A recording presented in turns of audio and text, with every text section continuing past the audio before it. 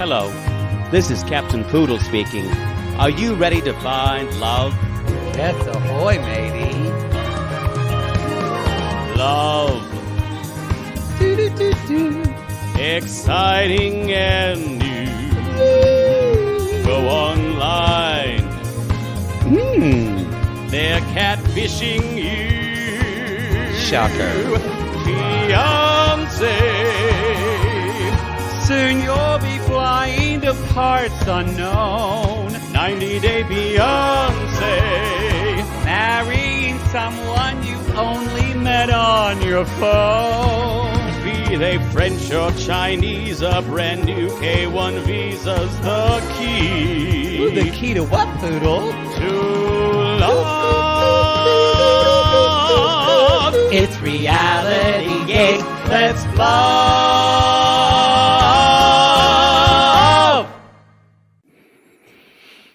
I can't run, but I can hurt.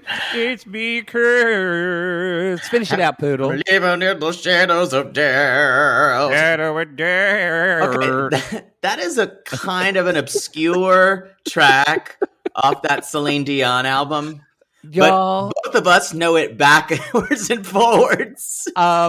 come at me. I think that album's 10 years old now. Oh, it is such a good album. Y'all, how fitting that we're We talking knew about Celine every Dion. track on that album. Oh, how fitting that we're talking about Celine on Pride Weekend. Happy Pride Weekend. Pride Weekend in Los Angeles. In Los Angeles. Well, but it is Maybe Pride it Weekend because this was the weekend. Wasn't the 26th Stonewall or was it 28th Stonewall riots?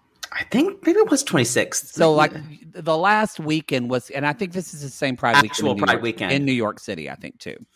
Usually New York is earlier. It is? I think New York. Oklahoma City's was today and it got rained out. So anyway. Sounds fitting for Oklahoma. Yeah. Thunderstorms. What about Ardmore Pride? When's that? Don't think they have it. I worry. You said there's an event called Pecan Pride. Yeah, yeah, there is Pecan Pride. Yeah, they do. Yeah, they do that. Oh, this is someone on Twitter said it was in Waurika, and then they moved it to Hilton. It sounds like Maddie grew up in 1955, but it was actually 1995. That's fair. That's a really accurate assumption. But yes, y'all, that's a great reality gaze. Reality gaze, y'all. This is Happily Ever After, Season 6, Episode 10, Part 1, Shadows of Doubt. Remember when we saw her, Celine Dion? Yeah. And she played a lot of that album, but remember it was really dark, and she just sung something, and in the dark, she warbled, "Whispers in the morning." And Poodle grabbed my arm and my his legs gave out and I had to hold him up. And we were in Anaheim, y'all.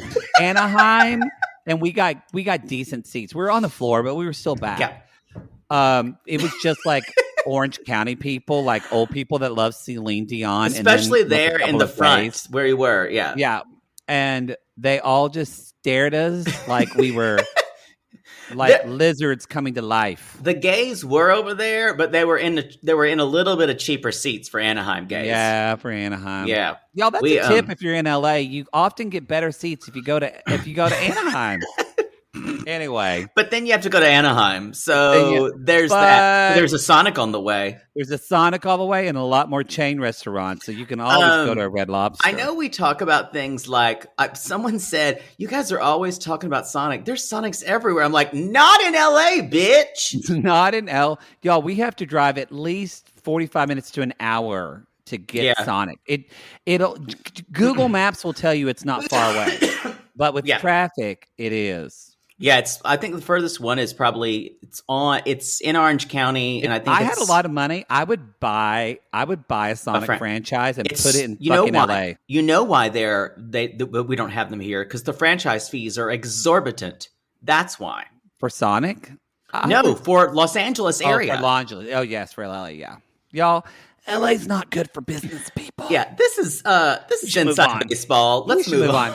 Real quick. Hey, we have a big announcement in that, y'all, we've mentioned that we are going to start covering Below Deck Mediterranean. We're starting with season 6. Season 6 of Below Deck. We're dipping our toes in the slutty Bravo pool. Ahoy, gaties. Yeah, we already have, we've done Southern Charm, and we've done, we more than dipped our foot in it. I've kind of put my head in it a couple of times and thrown my head up like Cindy Crawford. She has. Below Deck, True Colors. Southern Charm, and Summer House. Yeah, that's true. I forget about Summer House. Oh, I want to forget about Summer House, but sadly, it's coming. Summer House. Winter House is coming. Summer Treat, Winter Charm, or what? Summer House, Winter Charm. God, that's a terrible title. It's a terrible title. And I just saw an Instagram video where Craig is just filming himself driving, and it makes me nervous that he's filming while he's driving. But he looks so gorgeous driving. I'm into that show, so I'm going to watch it. But so we're doing Below Deck Med, y'all. That comes out on if you notice, you're listening to this podcast right now on Sunday night, or you're watching it on our Intimate Portrait on our $15 Patreon tier. Hello, everybody. I forgot I was being filmed. So did I look interested enough in what you're talking about? Never. Never. Never. Someone sent me a message that said, I love how disinterested you look sometimes when Maddie is running. Always. I actually am interested. My face just kind of goes dead. It's actually not disinterested. I mean, yes, there's some of that. It's more of, y'all, the gay DD is real. Poodle is thinking about veneers. I'm thinking about something else. He's thinking, is he going to LASIK his asshole? Like, he's thinking of other things. And those of you who are wondering what I'm drinking that looks slightly green. It's Gatorade. It is a mixture of Gatorade and water, because this one had a stomach flu this week. And it's not been easy. I'm feeling the best I have today. I've been caretaking for 2 now. So it's been a lot. This is something I was talking about on Too Hot to Handle, and people have come at me, and I need to talk about it because this is a conspiracy that goes deep. This is when I say this is going to be a short show. The taste of Gatorade has changed. People said, I've thought the same thing too, but I can't find anything about it. This is a conspiracy that who knows how many people had to die to take this. Anyway, people have said Gatorade is different. Also, a lot of people are getting stomach blues because a lot of people are coming back into we're just coming back into the world of people. Yeah. And supposedly a lot of people are going around. Didn't have the vomiting kind, just the downstairs kind. Well, on that note, needed to know that. Let's get back to my announcement you interrupted with your sick story. Come at me if you think Gatorade has changed or you know anything about it, because the flavor is very different. Come at Poodle. I don't give a shit. What if we expose some massive, like we're not corporate wise? We're not Gatorade. Okay, so we want to. So Below Deck is happening, y'all. Below Deck comes on Monday night, so we're big news. We're having a big schedule change for right now. From now on, our 90-day shows, part 1 will drop on Sunday night, and part 2 is going to drop it airs on Monday night. So part 1 is on Sunday night, part 2 is on Monday night at 11 p.m. That's when we drop them, and then Below Deck Med is going to drop on Tuesday night, the day after it airs. So that's going to be the new schedule in our free feed, and then in July we'll get all fucked because Darcy and Caribbean Love all air on Sunday and Monday too, and we'll just figure it out then. Yo, we're gonna be raw dogging your ears. Raw dogging. Sunday, Monday, and Tuesday night. Sunday, Monday, and Tuesday. It's Must Queen TV. Poodle. Speaking of Queen. Speaking of talk about our charity in the Sissy Squad. This month it is Pride Month. This month, if you're in the Sissy Squad, and if you're not our Sissy Squad, you can still donate. We do a monthly charity, and members give, and we usually do too. And all of our merch proceeds that you guys buy, or anyone buys, goes directly to this charity for the month. This month, our charity is the Allie Forney Center. I can't speak. Allie Forney Center. That its main goal is to keep or to help LGBTQ plus youths to get out of homelessness and to teach them the tools to kind of stay out of, or to stay out of being homelessness. And if you're not in a Facebook group, you can always donate to them. Someone did that just the other day. So that's all that's about. What else? Do we have another announcement? Y'all, we have another episode of Foodie Call coming out. We've done 2. And the next episode we're going to do is Lauren and Alexi's what they call family-friendly meal. We're hoping it'll come out the end of this week, but we'll see. I'm going to jazz it up. So your boy's going to jazz it up with a little something because I don't know if you saw it. No shit, no tea, no shade. But I love a good roast chicken. That chicken that they made was sad. It looked sad. So I'm gonna zhuzh this roast chicken up and maybe make some Israeli salad. Remember, we're not the Food Network. Also, neither of them really know what they're doing. They don't know what they're doing. They order out every night, or they make boneless, skinless chicken breasts. I'm all for you zhuzhing it, I'll be honest. Yeah. The chicken looked like it had been cooked, but it just looked mildly angry. It's Gay Pride Month. You stuffed that cock with something exciting. Oh, yes. Oh, yeah. Is that it for announcements? I love it how I wrote all these down. You keep asking me if that is. You wrote them down. I don't remember them now. Yes. We've done show schedule below deck. Yes, we're done. Oh, my God. That's 10 minutes, y'all. We made it. And I went off about Gatorade. For 5 of it. The taste has changed, and y'all know it. Let's talk about something that also makes all of us sick to our stomach, Ronald and Tiffany. Oh, Tiffany. The next installment of Tiffany. Oh, Tiffany. Tiffany. Tiffany. I've also wrote down, as we continue to actively watch this speeding train towards where the track is out over the trestle. That's what it feels like to me. This is just heading towards disaster. I wrote down. I thought I wanted to say on the show, y'all. This is what the disintegration of a relationship looks like. Oh, isn't it awful?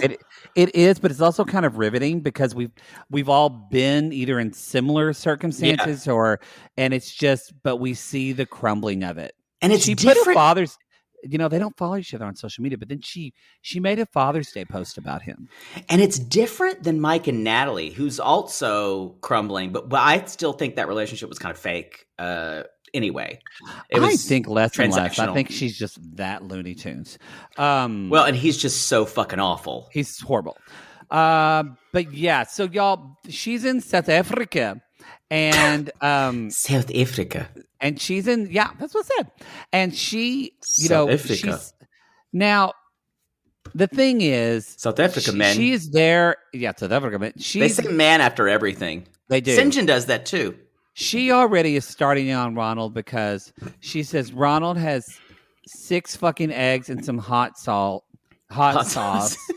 He doesn't even have salt because there's nothing in the fridge. And she walks into, because y'all, Ronald, last minute decided, my boy, I'm going to make him a room in the garage. And so he painted everything. But then he painted the floor, obviously. And he didn't want them to walk in on the wet floor. So he put cardboard down, but he forgot to take it up. So now the cardboard, guys, do y'all know how hard that is to get cardboard off a painted cement keep floor? Going, my boy. So Ronald and Daniel, thank you, are taking cardboard off the floor. And Tiffany's saying, yeah, don't you think it would have been good if, I don't know, you went and got groceries and less expensive instead of putting together a whole room? Now, I want to say both of them, this is interesting because I was thinking both these couples we just mentioned, Mike and Natalie, neither one of them, and this is not really about this is about a language and how they are understanding one another. Neither one of them, just metaphorically, one is speaking Greek and the other is speaking Swahili or something. They are not even close to understanding. This is not even love language or anything. This is like just communication 101. Yeah. Neither one of them is validating anything the other is doing. That is very true. I wrote that too. One will. And that's the thing.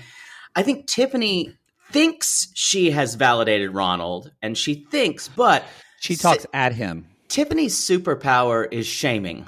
Yep, that's she's what I wrote. Really good at it. And And what everything that she's saying here, it's not that she's wrong. It's not that she's not justified. It's partially part of the way she says it. And y'all, she is dating, or she is married to someone from a very masculine culture, and she is emasculating him over and over. Yeah, and he's a mama's boy. And he's a ridiculous mama's boy. Ronald probably feels like she's literally just ripping his balls off repeatedly and chewing them up. And also, it's almost always in front of Daniel. Do you notice that? It's so gross. God.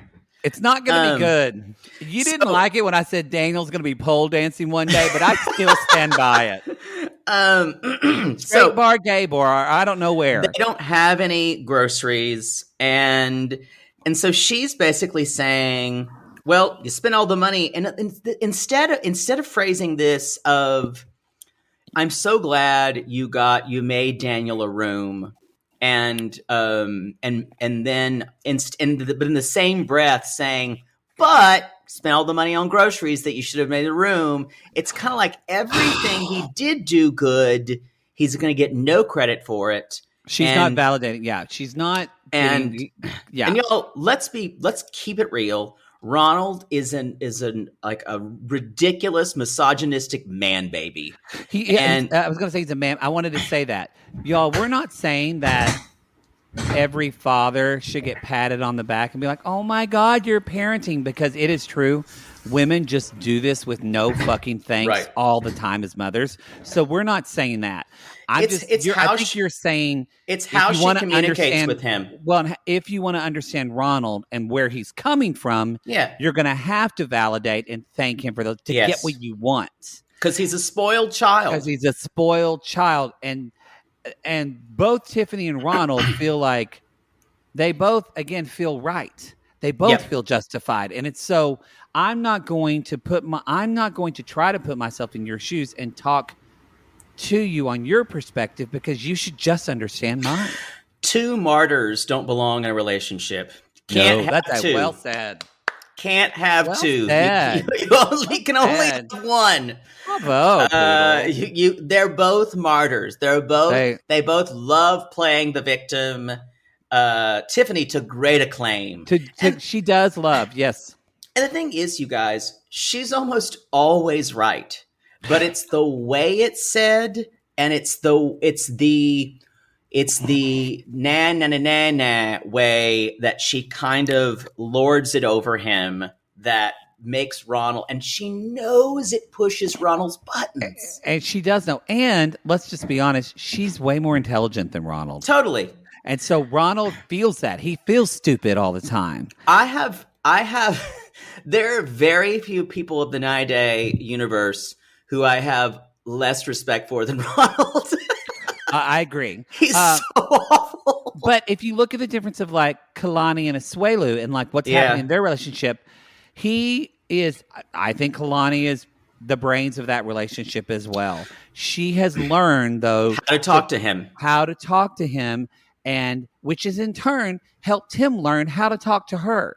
Right. And none of this neither of them are trying. Well, there's no offie in this. They don't have their safe word is you fucked up in this relationship.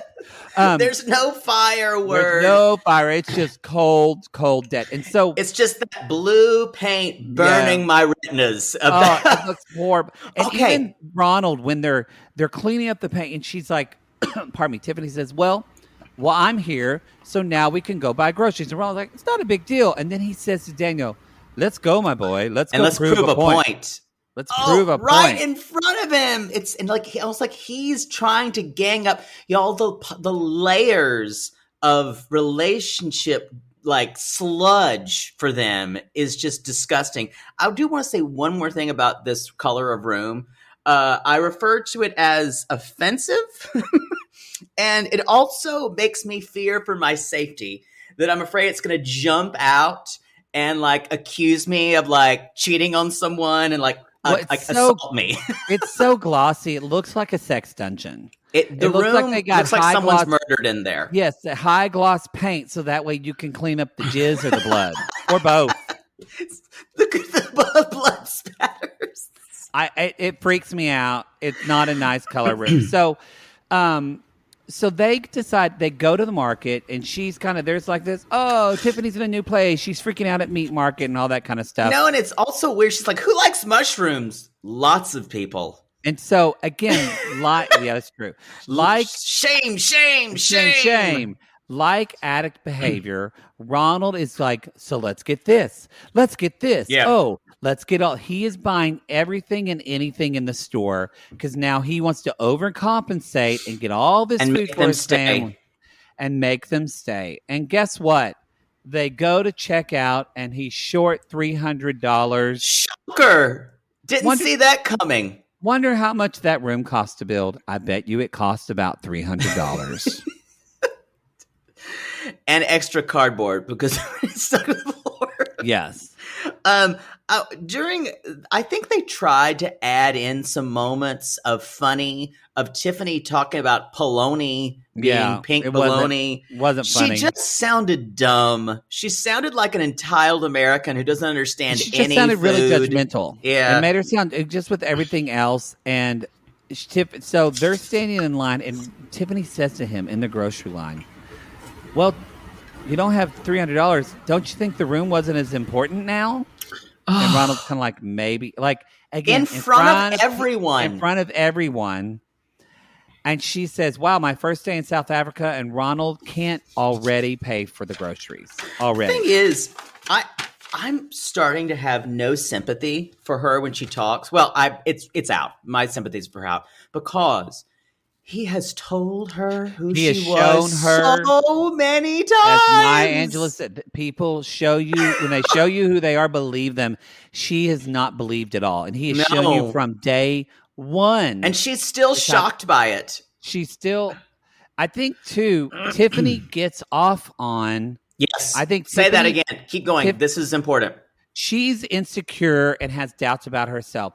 She gets off on being right and being an authority.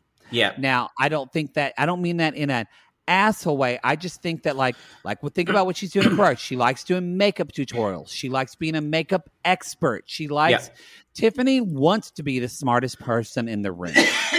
And that's fine. Some people want that. But when you get with someone like Ronald, it's not a good combination because you're always going to be the smartest person in the room. You're always the smartest person. But Ronald is a dangerous person. I don't mean like dangerous like murder, but I just mean I don't know. I'm scared of him. Ronald is a dangerous personality because he's somebody who is not intelligent but thinks they are. Yep. There's something about him that would I'm always worried that he's gonna like reach out and swat her. There's just something about him. And no, I think he has a lot of pent up anger, and I think that probably Ronald has a lot of. It's interesting with some people that are mama's boys. There can be like you're very comfortable with women, but then some mama's boys also can have have a resentment of women because if they had a strong mother figure, sometimes that mother figure really dictated a lot of their life. And they resent that. And I think Ronald could be more of that. I think probably he is married to someone that is similar to his mother. Totally. 100%. And he doesn't mind that person as a mother, but he can't stand that person as a wife. Boy, it all went back to Freud, didn't it? It all. But really does a lot of it goes back to Freud. Yes, so she's like shame. They get home, they're putting the groceries away, and she's tired. There's so much meat. They do love their meat there. Like you got to make the braai, got to have your barbecue. I didn't see any supplies for chakalaka and pop. No, and that I made, but there was a braai relish that he bought. So basically, Ronald bought chakalaka in a can. He did. It was tomatoes. And she's like, can't we just make this? And again, that's his food. Just say, okay, great. Like there's some things you don't need to have an opinion about. We don't need to know what you think about everything, Tiffany. Yeah. And he's like, you're going to cook this? I don't know how to cook a chicken. She's like, well, what do you make for like holidays? She's like, I never make a chicken. I don't ever make a turkey. So I wrote down, this is interesting. I said, these are kids trying to play grown-up adults. Yeah, that is very true. That is very true. And it hit me. And I mean, that's one of the problems. True. Remember, Tiffany's 28 years old. Yeah. And she's got, and yes, and Ronald's what, 30 maybe? And she's parented a child and she's been a great mother, but that doesn't mean that there's parts of you that are emotionally immature. Yeah. They don't know what they're doing. Because this is her first. This is her big relationship. This is the father of her child. And Ronald, I didn't have sympathy for him, but again, just because maybe I see what he is trying to put up the groceries, and like a little boy wanting to make mommy happy. Yeah, boy, it really is a mommy thing. He's trying He's trying to put up the groceries as best as he can and be the best boy that he can be. So Tiffany will be happy. Yes, he's trying to clean the kitchen and be the best boy that he can be because, again, Tiffany married a child, not an adult. But Tiffany is still not letting up on him. She's out there saying, I need to sleep. I need to sleep. And I get it. She's tired. And he said, come get Carly. And she said, I need help. Now, when a mom says to you, I need help, you drop your shit. You drop your shit and do it. Ronald doesn't understand that. But it's, again, goes back to communication that Tiffany, and maybe she has, and we just haven't seen it in the edit. I don't see a lot. This is just the deal, y'all. And I think sometimes if you're in a relationship and you decide you want to be with this person, if you decide you want to be with them and you want to make it work, if there's someone that's not going to take the initiative, then it's just your job in the relationship to teach them how and to teach them what you need. And I'm not saying you should do that, but if you decide to be in see the relationship for what it is, instead of she's expecting Ronald to read her mind and know how to help her. And to change.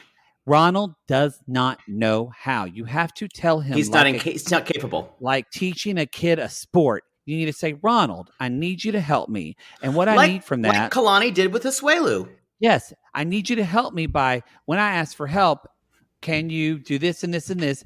And it's exhausting because she's been doing it by herself and she's angry about that. And she doesn't want to say that in this moment, but she's basically putting out 2 years of frustration of him not doing anything all in this. Yeah. It's so interesting because using the model of Kalani and Asuelu as just an example. It's like how to do it right, how to do it wrong. At least how Kalani Asuelu's doing now. Right. And it's especially with a man, both Asuelu and Ronald weren't taught to have emotional intelligence. Mm-hmm. They weren't taught how to relate to that. Mm-hmm. They were only taught to, this is how I deal in relationships. I don't need to be emotionally available. I don't really need to do anything for my wife because she has her role. No critical thinking. Right. It is just, I do this and my wife won't, quote unquote, challenge me, or definitely she won't boss me around. Yes. And for Ronald, this was something exciting. He's never encountered a woman like this before. Yeah, that's true. But it's, I still say these are kids playing adults. Yeah. They are. And again, it's like that whole thing, halt if you're, bless you, if you're halt, if you're hungry, angry, lonely, tired. Tiffany is all of these things. Even though she's with Ronald, y'all, she's lonely. So she's trying to say, I just need to sleep. I'm tired. And he says, what sounds like you're wanting to argue. Meanwhile, Carly is having a meltdown. And she's like, Ronald, I need a break. This is all I can do in the moment. And I think she's saying, I've been doing this all the time. And I think she thought when she first got there that Ronald would be kind of like over accommodating. Or she hoped he would be like, just like, hey, honey, you just had a long flight. Put your feet up. Let me take care. She expected Ronald, but she never told him this. She expected Ronald to work his ass off for 2 or 3 days when she got there. I don't know.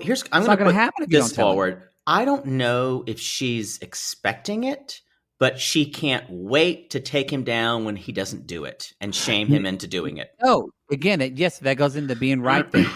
For instance, like when Ronald gives his child a plastic bag to play with. I screamed out, "Here, play with this." In Tiffany's defense, that's like y'all, the fear of God in me was put into plastic bags when I was like 8 years old. Yeah, my mother would say, "Be careful with that. You'll suffocate yourself."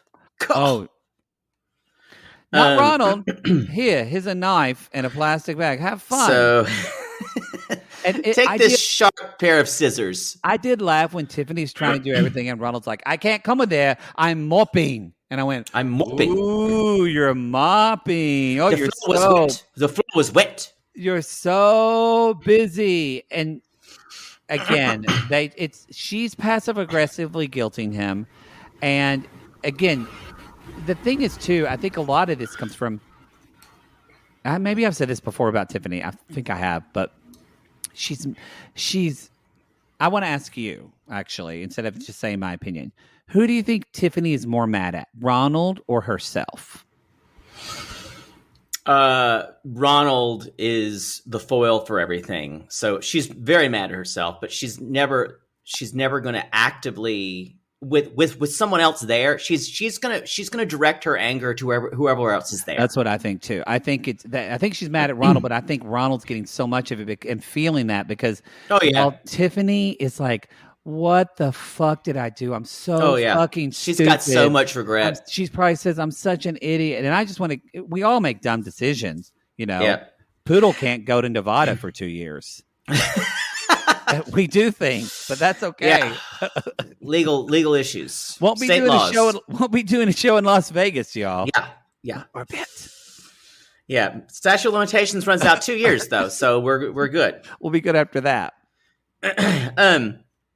So he also says they're talking about Carly's diapers. They kind of sit on the couch and they're having a chat and having a chit. And he's like, she even says, "How do you think you're being supportive?" This seems like a good tactic. However, it's going to go really wrong. It's like a panther who's just watching you with their tail twitching. Right. It's more argumentative than supportive. So a better way to say that maybe would be, when you're being supportive, what is that for you? Right. How does that feel like for you? What do you do? And that's when I said no one speaks. You're speaking Dutch. He's speaking Kurdish. Blah, blah, blah, blah, blah, blah. And then it's like changing a diaper, and he's like, "Nope, I don't change poopy diapers." And I went, "What?" Did you hear his explanation? This is so interesting. And this is so like hyper culturally and misogynistic when he says, go ahead, but if it was a boy, it would be different because I can't clean it the way you do because I don't understand vaginas. I think or girls' bodies. It grossed me out that he said that, but as Americans watching this, I'm glad he said it because you've brought this up a lot about how hyper masculine this culture is and how it seeps into everything that they do or don't deal. That's what misogyny does. It runs our society and it runs the world in so many ways. And when he said that, though, because you're more familiar with South African culture than me, and so I always believed you. Just a little bit. But I always believed you when you said that. I knew a little bit, but when he said that, I went, whoa, this gave me just a deeper understanding of how Tiffany is the completely wrong woman for him to be with. Could not be worse. Yeah. But be worse. It's strange. People tend to meet the worst people that they should be in relationships with them and fall into them quickly. Yes. It is not one thing I was going to say about misogyny and because Tiffany feels important. Tiffany feels validated. Yeah. They both feel validated by being together. Ronald feels validated because Ronald feels like he's a piece of shit, and it feels normal for him to feel like shit about himself. Yeah. It actually feels weird for him to feel good about it. Whereas Tiffany... That's very true.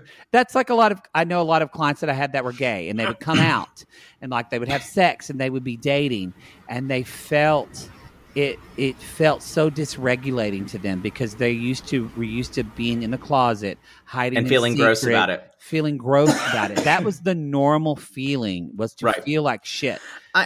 Whereas Tiffany gets validate. I just want to say, whereas Tiffany she feels like shit about herself for making dumb decisions, but she gets the validation from having somebody that she can be smarter than and tell what to do. I wanted to say about Dutch culture, well, mostly Dutch colonial culture, because the Dutch, y'all, they colonized like the worst of them. The worst. There's like the French and the Portuguese were really bad, and the British and the Spanish were horrendous. The Dutch are at a different level of colonizers. Really? And colonialism is so close to misogyny, you guys. It's so close. It comes from the same impulse. So when you say the Dutch were worse colonizers, without getting on a 20-minute poodle soapbox, the Dutch were the main. There were a lot of countries that colonized Africa, obviously, but especially Southern Africa. The Dutch were mostly, which is why you see that Boer culture, Boer culture, and that's what Ronald is represented. That's why they often have, like, Ronald has a Dutch last name. That's where a lot of it. That's why South African. You hear the way a South African accent is English with a strong Dutch inflection. Okay. That's where it comes from. And also kind of African roots, and it's very complicated. But it's all leftover Dutch colonial shit. And that's why a little thing called apartheid, I'm telling you, if you want to do any kind of reading about Dutch colonialism in Southern Africa, it will absolutely curl every hair on your head. So I encourage you. I'm not going to go into it here, but I encourage that reading. That's why it's still the culture there, even though quote unquote apartheid is gone. That's what, as they say, it's not. It's still there. And those things matter because that influences how Ronald behaves in the world. Exactly. And Tiffany doesn't. That's why it's very important, y'all. If you're traveling or you're going the other way, learn about that person's country and that culture because it's gonna help you. Yeah. Don't know, or just tell Poodle. Let Poodle tell you. So I'll sit there and talk at you for about 20 minutes. So they kind of go outside. Tiffany's like, I need a break. They go outside and they're fighting. Ronald finally comes out and he says, what do you want? She's like, help me for real, for real, for real. But again, like you really said it, they are teenagers in an adult relationship. She does not figure it out, and he'll never understand her. She has to think outside the box in a way to talk to him. She does. And Ronald's like, well, if I don't make it enjoyable, you're not going to stay for the holidays. And she's like, well, I never said that. And he said, I got it. I got the kids. I've got everything. I'll take care of it all my fucking self. And then I'll do it all. Ronald says it's like she's holding a carrot in front of the donkey, and she wants me to just go wherever. That's exactly what she's wanting. But I don't think that's true. I think that's a misogynist statement. I agree. Because honestly, y'all, the kids are your fucking carrot. When you have kids, you go and do what your kids are doing, and like that's what she's doing, and he's not at all. That's the lens that he's seeing it through, though. Yes, that misogyny that this woman is telling me I need to go here and here and here. Exactly. Where Tiffany is not seeing it that way at all. She's seeing my kids. Should do. My kid shit their diaper and is trying to rub it on the floor. I need to go there and take care of the kid. My son Daniel needs this. He's trouble with homework. Ronald doesn't see it that way at all. And she's approaching it as if these are two people from America who are going to raise their children together with equal partnerships. They're different culture. Yeah. Also, I think Tiffany wants to be a good mom because she doesn't care how it makes her look. She just wants to be a good parent for her children. Ronald wants to be a good father to get Tiffany's love and approval. Mm-hmm. There's a difference. Yes, I think he loves Daniel, and I think he loves both kids as much as he can. As much, but it's just a different way. I think he loves his kids, but I think it's not a selfless love. He does it. He tries to be. If he didn't care how he was perceived, and looked at as a father, he wouldn't have built the room. No, that's true. It's interesting because he says he's trying to make her understand if you didn't. If he said, what do I write down? Whenever I have to write a lot, I'm like the last little bit is hard to understand. Oh no! I said it's not in a lot of ways. What Tiffany is doing is not fair to Ronald, but none of this is really fair to anybody. Yeah. It's the situation that they're in because Tiffany is threatening to leave at any time if Ronald doesn't play by the rules. And she's trying to create some kind of achievement spectrum. Yes, and that's never going to work for Ronald. It's not really fair to do it to anyone, really, to threaten to leave at any time. And it's also because in that way she controls the power dynamic because she can leave, she can take his kids. She's wrapped in anger and Ronald's wrapped in hurt for them to see any reality in this. It really is, y'all. This is the Titanic of the relationships and they just hit the iceberg. Somehow they have surpassed Mike and Natalie. Somehow. Well, Mike and Natalie is just ridiculousness and it doesn't make sense. And they're both on she's on planet Pluto and he's on Mars. These are two people and Tiffany is really love each other. Love each other. And Tiffany and both really love their children. Mm-hmm. And these are the two sparrows in the hurricane that didn't get through the hurricane. It flooded and it kind of beat the shit out of them. And in a sandstorm. Not going to go well. Didn't go good. Didn't go good. Y'all, we're going to take a commercial break. And when we get right back, we're going to be talking about Andrei and Libby and the RV holiday and the RV ride from hell. And we're driving down the highway. I'm gonna kill my fucking sister-in-law. Don't turn back, because I don't want to go. Because I don't want to go to Maryland. I'm gonna kill you.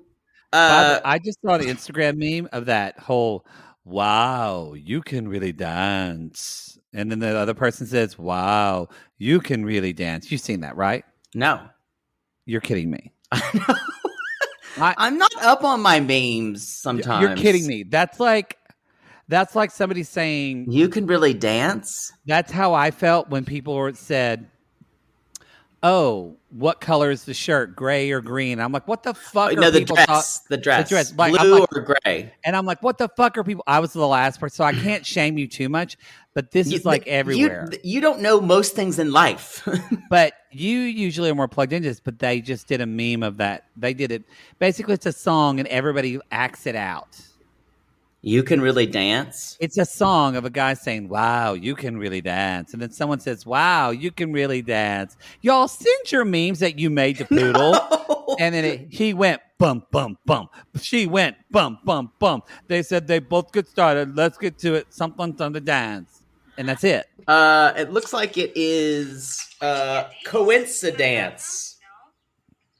I'm trying to watch it. Now I'm having to watch it. Y'all, we don't have time for you to watch. I just was going to say he's shirtless in the meme and he's hot and he's dancing. You can really, this says. This is better. Oh my God. Please. This is like watching paint dry. Is this it? No, you're listening to the song, not the meme. You don't put down the phone. You're making me angry. Just stop it. I'll send it to you. Oh, okay. Now it says, okay. It's just people recreating part of the song. Oh, wonder why. Why did it take off? We had to keep going. I've got to go feed my father barbecue, and he'll try to go by himself. I don't have time for this. All right. God. I think we sound like the oldest people alive. When I'm like, let me see if I can Google this. Y'all, I know you made an ad for a truck. Don't send them to reality gates. I've seen them. Send them to Jake It or Fake It. I will look at it. Send them all to Jake It or Fake It, and then he'll learn. So, y'all, Becky finally comes out of the RV, and like Becky is kind of like, I don't want to agree with Becky, but she kind of says, bottom line, you said that you're not being shady, and I'm in the back hearing you talk about shady shit in front of me, and I'm like, oh, that's I mean, it's not shady, but you are right. What she objected to was basically she was trying to yell at her dad for saying those people don't want to hear them doing that. So that's what activated her. But she started yelling at Andrei because he started yelling at her. Yep. This is such a stupid fight. This all comes from... I don't want to go like, he said this, because they're just yelling over one another. It's interesting what she said. She said, I'm done with you trying to milk my dad. And then for some reason, my eyes flashed to someone trying to milk Chuck like a cow. Like actually milking Chuck's udders. And he's just sitting there looking nonplussed. So she says, why? This is when she gives away the game, y'all. She said, well, when I started working with my dad a couple years ago, I had lots of ideas too, but he didn't entertain any of them. And I went, oh, so this is just a projection of your resentment towards your father. That's when I was... Got it. And We're clear. Like, okay, I kind of see why you feel shady. Oh, this has nothing to do with Andrei or what Andrei's doing. Everything to do with you and your dad. Everything, and y'all, and we talked about that on the boat episode. We talked. This is all about Libby being the favorite, y'all, and these women feeling slighted. Yeah, that's it. It's a sibling rivalry. That's all this is. And unfortunately, a very loud, aggressive Moldovan is there to always start fires. I mean, Andrei is the worst mediator, communicator. And I will say, he will never, she's right. Later on, we'll talk about this too. Andrei will never admit when he's wrong because that is seeming weak to him. Never. And I say this all the time that we think he's hot and we would totally... Andrei is the last person I'd be in a relationship with, y'all. Oh, I'd fuck him in a second. I'd marry him never. He's the worst partner. He's awful. He's arrogant. Everything about him. He's not selfish. He's self-involved. Yeah. No, it's like I think he's a good parent. He seems to be a very good dad and cares about his kid. Yeah. But he's an asshole. He's an asshole. He's an arrogant asshole. I think the difference is I think Andrei has like a good heart. Yeah. I think he means well, whereas someone like Ronald is just gross and wants to control. Yeah. That's not Andrei. Andrei means well, but it's just, y'all, this would take, I think, at least 16 years of psychotherapy 5 days a week to get Andrei to admit he's wrong. It's that kind of... Ain't gonna happen. But you know what? He fucks like a Greek god, and Libby comes back for it. And I have no problem separating those two things. Yeah, y'all. Yeah, people are always thinking there was a BuzzFeed, maybe it was BuzzFeed, like of all the 90-day villains, and they had Andrei as number one. I was like, I could see how people see him as a villain. He's not number one. No, come on. No. We've seen a lot worse. Mark was on that list, but he was like at the very top. No. And like it's just Andrei is more popular. Larissa was on that list, and I was like, kind of.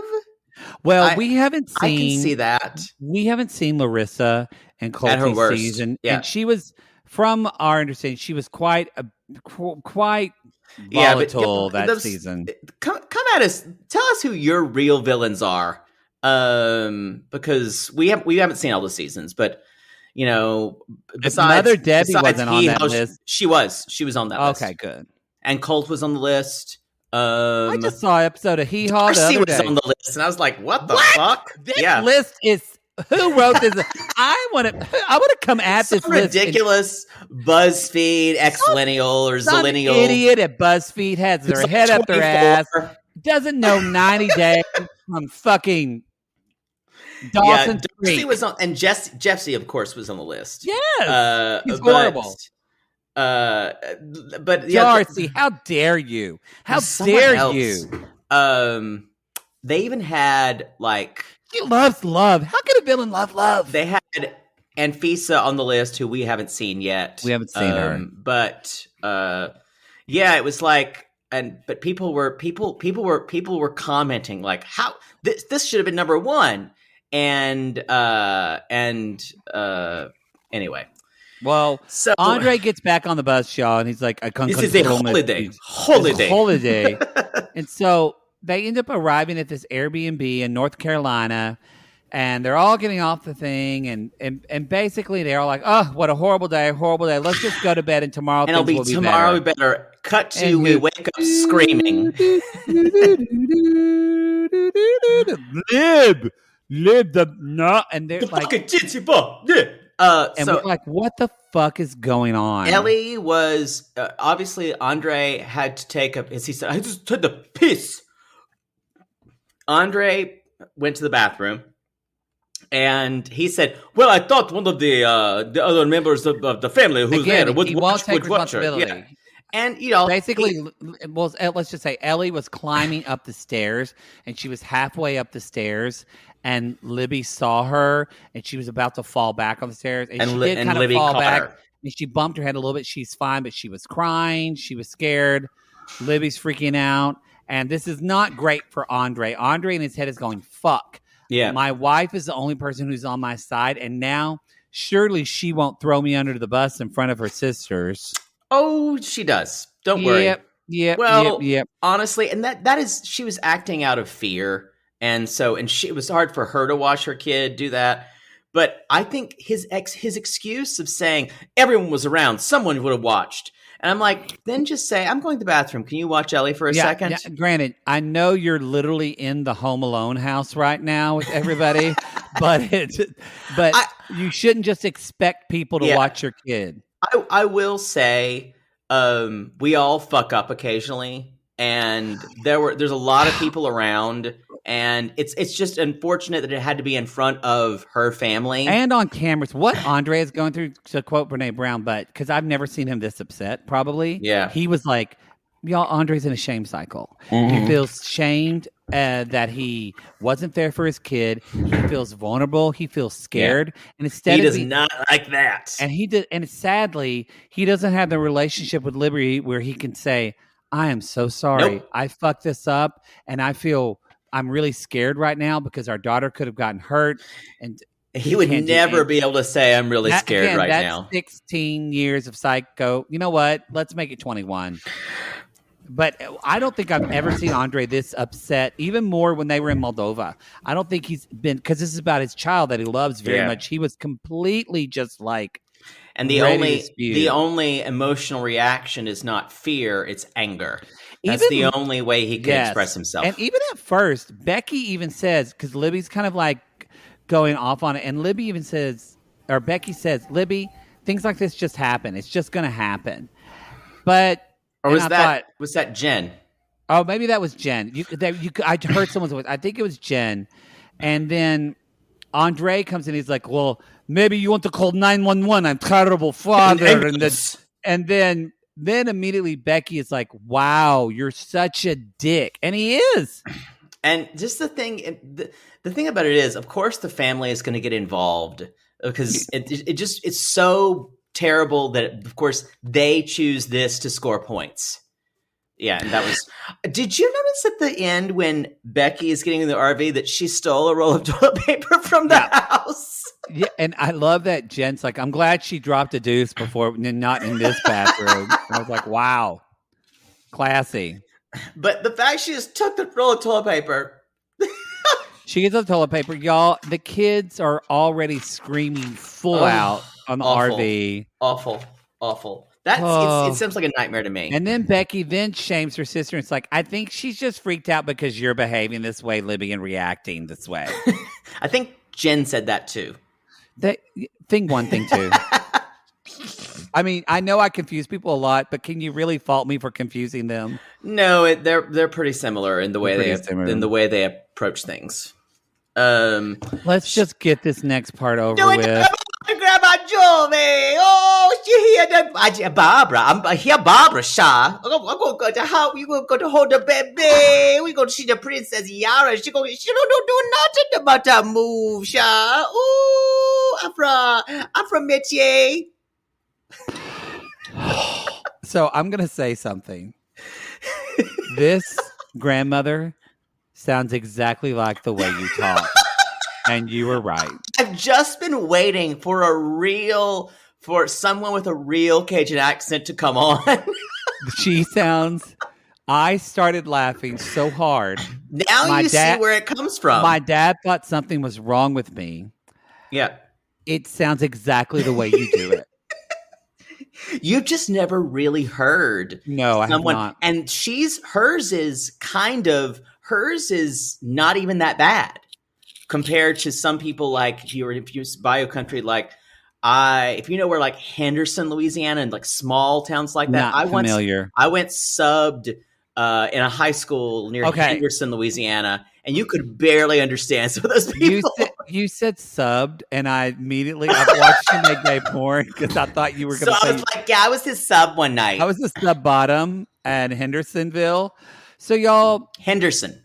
Same thing. So Yara is at Gwen's house, but she's excited to talk to Jovi because Jovi's going to be coming home, and Gwen gets a computer all set up. And y'all, I kind of love Yara and Gwen's relationship because, like, Gwen whereas Jovi takes it personally, Gwen is just like, Yara's a princess and she's shady, and Gwen kind of gives it back to her, but I actually think they really like one another. They get along. Yeah. I liked it when she said, "You give me your old computer like you're a poor person." Now, that's Yara, and it's interesting because that kind of type of person is for me as musicians. When I would go to music school, pianists, especially violinists, you meet a lot of Russians and Ukrainians. They were in my studios, and especially the women, they're very dry. They're very cutting. That's why to see two people like Julia doesn't feel, sometimes to a degree, but Yara is a lot of what the Russian and Ukrainian women they usually come from a higher socioeconomic class. But Yara does that, I think, with Gwen because she feels comfortable with Gwen and she likes her. And so, and I think Gwen knows that too. And so, I don't know what happened with Natalie. She's not like that at all. She's cuckoo. It's nothing to do with her nationality. She's just cuckoo. So, and Gwen even says, it's interesting having her. Sometimes she's bossy. She a bit bossy. She said at one time she just raised her cup. She just raised her cup at me like, I'm done. She a little bit bossy, Shaw. She gonna tell me how to do. She says it's a lot. So, but she gets a computer set up, and then Yara and Jovi talk, and they're just kind of like, "How are you? How are you?" And then Jovi drops a bomb that they just found out that they have to stay for three more weeks. 3 more weeks, and he won't be home for Christmas until the day after Christmas. You know what I wrote? I'm genuinely upset for Yara because this is hard. I wrote, this is a lot for her, y'all. And she has every right to be angry. And she has every right because she says, Jovi, you promised. And he's like, I don't promise. I'm like, you did promise. We saw you on the video say, I promise you I'll be back and things will get better. And the thing is, Jovi needs to fix. He's so shitty. I think Jovi sometimes reminds me of me a little bit when I'm in my 20s. I didn't want to get people firm boundaries because if I gave them firm boundaries and I didn't meet them, I didn't meet those boundaries that I set. I worried about people not liking me and being mad at me. But instead, I confused people, and I don't want you to be mad at me. I don't want you to be mad at me. I confused people, and I didn't set clear boundaries, and then they got mad at me anyway and felt hurt by me. And instead of just saying, I can do this, I can't do this. I have some more bad news that you got to move out of the apartment. The lease is up, and I don't know how you're going to do it, but you got to go out. I was going to be there for you to do it. Move out ASAP. And I what? I don't know. I literally leaned in and went, excuse me. Are you fucking kidding me? Yeah. So y'all, let's go over this. Yara moved to a country that she doesn't know. Yeah. Her boyfriend her fiance was already going to be gone. Yeah. COVID happened. She couldn't have the wedding. Baby. Don't forget, she's pregnant. She's pregnant. Yeah. COVID happened, and none of her family can come over to see her get married. Pandemic. She has in a pandemic. She has the baby in a pandemic. Then she gets COVID while her husband is away, and now she has to move. I think Yara's name should be Job. Not Yara. We both said that the same. I don't know what. Poor Job. It's a lot for Yara, and I wanted to reach through the screen and give her a hug. I know. She would say, I felt really bad for her. She would say, "Don't touch me," but I would try to give her a hug. Don't touch me. Don't touch me. You look fat. Yeah, you look sick. Why you eat that? You look sick. I don't eat. No, don't touch me. So she's basically saying, well, I'm going to find some place to live and it'll be on my terms. He's like, yeah, don't live it's like, I like living in New Orleans. Like, I like being near stuff. I like being near stuff, to go out to the bars, go out to strippers. And she says, nope, you don't get to make a decision. And you know what? Yes! She's 100% validated. She's in the right. Yeah. And I think he knows that. He knows he doesn't have a leg to stand. And Yara says, I will decide everything on my own. And Jovi says, I can't blame her. And Yara says, I have to take care of Mila. And then she says, who will care about her if not me? And I went, well played. She's already, y'all, she's gonna, Mila loves her right now. She's going to guilt that baby kid. Looks like Jovi. She's going to guilt Mila so bad when she gets older. Oh, it's going to be rough. So, y'all, it's moving day. It's moving day, Auntie Shrew. It's moving day. Gwen comes over with her mother, Barbara. We don't need to talk about Barbara that much. She's going to talk about, Gwen, she done none of this done. She got none of this done. Look at that. Look at that. The boxes are everywhere. You don't even talk on the box. Wow. You didn't do nothing. She didn't. She didn't do a damn. She didn't do a goddamn thing. Y'all, and I know that Yara has a lot. She has a baby. Princess, but I also know people that have had babies that have packed shit and moved. It's a lot. But y'all, she did nothing. She did nothing, and she's taken advantage of the fact that she's been left by her husband in her country, which can't say I wouldn't do. No. She didn't do shit. And as Barbara says, she used the baby to do nothing. I literally wrote phonetically when she goes, she used the baby to do nothing. Yeah. Wow. The movers are here.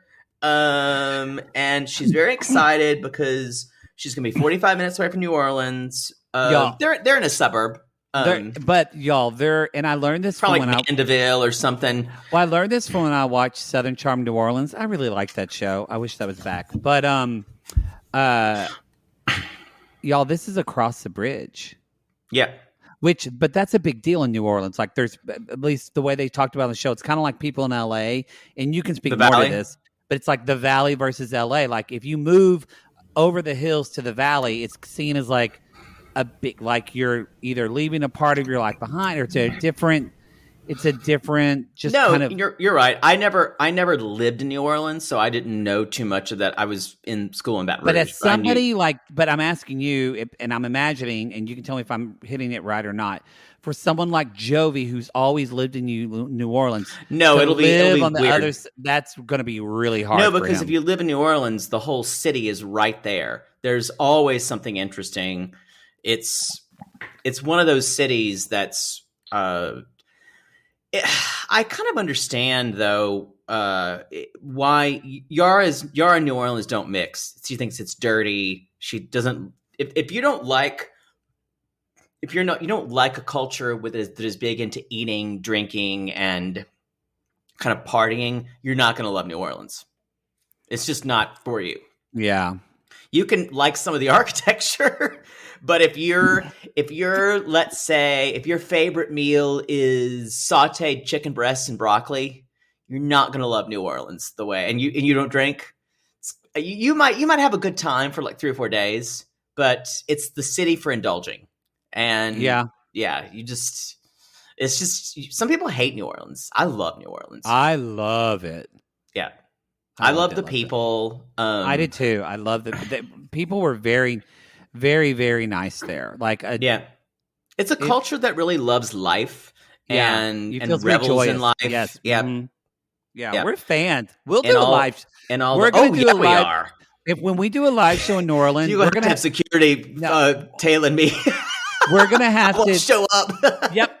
I thought we're going to have to fly there, land, and go directly to the live show on a Friday night, and then stay in the city for the rest of the weekend because Poodle going to be gone. Ooh, I'm going to be out there having a line up of boys. Les le bon temps Rouget.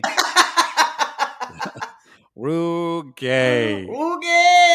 I'm here, boys. Back in town. It's like Dolly.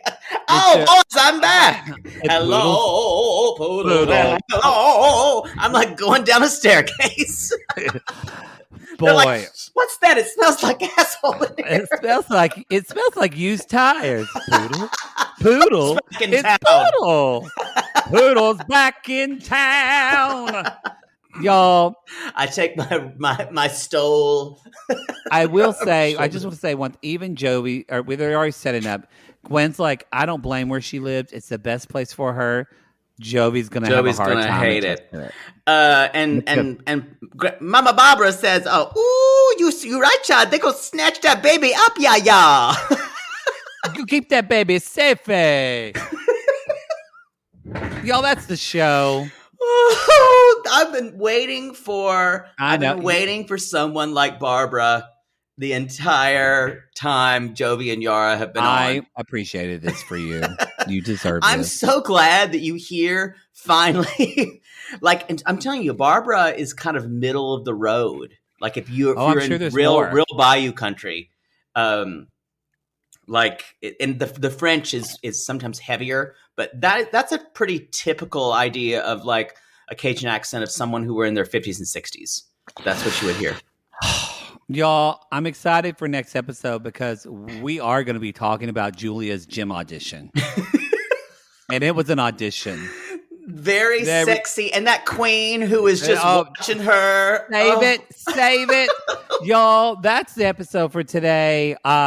Again, this is on Sunday night. Our next episode is going to air on Monday night at 11 You get them a day earlier, y'all. Yeah, you're going to get them a day earlier. Y'all, that's it. From now on, well, we hope. Everybody rejoice. Things might happen in our life, but hopefully, at least for a little bit. Feel a brand new day. 90 Day Fiancé is going to air. And then after that, you know what? Actually, 90 Day airs. What time does it end on Sunday night? Depends on what time zone you're in. We'll put it up 11:11 West Coast time. So that way we'll make sure everything is aired. So we'll go at 11:11 West Coast time. Yeah, so that'll go up on Sunday. Yeah, we need to make sure. All of our times are West Coast. Yeah. So on Sunday night, y'all, and then the next episode on Monday. Hey, go to realitygatespodcast.com. If you haven't left a 5-star review on Apple Podcast, what's stopping you, y'all? Please do that for us. That would be so lovely. Nothing makes Poodle happier. We are talking about Too Hot to Handle on the $5 tier. It's dropped this weekend, so we've already put 2, maybe 4 episodes by the time you listen to this. Yeah, we put 2, definitely 2. We do want to say, y'all, new podcast, but they're real dumb. They're real dumb. Also, y'all, I have to say, I think this season of Lalu is going to be one of the best already. It's so good. God, Pickle meets her forever fiance. Oh, I can't wait to see Pickle meeting her forever. Oh, it's gonna. That's on the $8 tier on our Reality Gates. Maybe they're married. I don't know. He did. I think that's the one who used a tattoo to propose. And there's like the one woman who went in the prison, and she was very feminine looking and like long blonde hair, and she says, "I look like a boy now." And I said that I bet she looks like Lori Petty in Tank Girl, and I was right. She does. I was right. I don't know. She looks like a real the Walmart brand version of Lori Petty. Yes. The great value Lori Petty. So lots of stuff coming, y'all. Be sure to check it out. And also remember now for our Bi Curious episode drops on the $5 tier for our Patreon and Supercast sissies from now on. We moved it from the 8 to the 5. So that'll be coming out this week. Just say one thing to destroy you. To finish this, I talked with someone who worked with Lori Petty and says she is not a lesbian. Really? No. And in fact, when they worked with her, she talked a lot about black men. And so you have a lot more in common. And well, maybe women can act whichever way they want, and I shouldn't stereotype them. I agree. Shame on you. People don't stereotype us. Not at all. Y'all, we call these people lonely hearts because aren't we all just lonely hearts looking for love, poodle, in all the wrong places? Yes. And if you find yourself down there, Mary Louisa, you come down and see Bob. You can see Mama Barbara. I gonna cook you up some nice crawdie. Do some fricassee. We gonna have some nice beignet. We gonna listen to Bolto Roulation. Woohoo! Call us.